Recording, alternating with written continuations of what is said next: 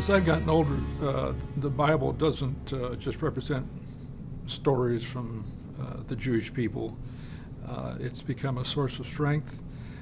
When I'm depressed or when I'm in trouble or when I'm anxious, I can go to the Bible and I can find strength, I can find inspiration, and I can find ways to solve problems. And I think one of the really interesting things about the Bible is that wherever you go in the Bible, you can find an answer to your question, but oftentimes those answers are not what you expected, and sometimes they're much, much better than you ever expected.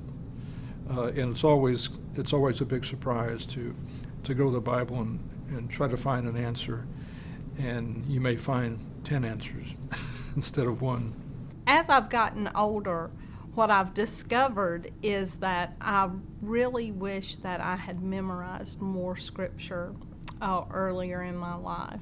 Memorizing now is not as easy for me as it would have been at one time, but those passages that I did memorize when I was younger are things that often come to me in situations where I really feel like I need encouragement or direction, and I'm very thankful for what little bit I do have stored in my memory.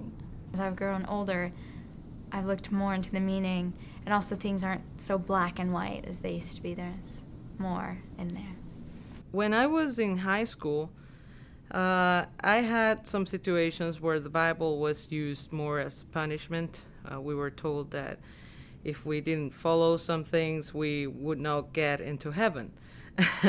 And that was a little bit frustrating because the Bible then became something of a rule book and very legalistic. I started reading it from a different point of view. I fell in love with all the layers and all the messages that the Bible could provide. Particularly as I've become a parent, I have a new sense of urgency about sharing the stories of the faith. I want my 2 children to know and love these stories in the way that I do.